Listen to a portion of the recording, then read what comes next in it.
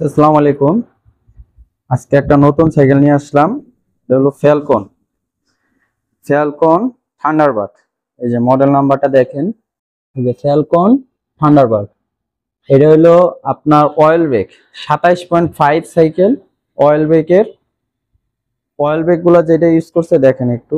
এটা হলো এক্সিস পার্কে অয়েল ব্রেক করছে। সব সীমানো পার্স, সীমানোর আল্টোস 9 স্পিড ডেয়ারা, এখানে 9 স্পিড এসেরা প্লাস বেয়ারিং বিবি, এখানে সম্পূর্ণ বেয়ারিং।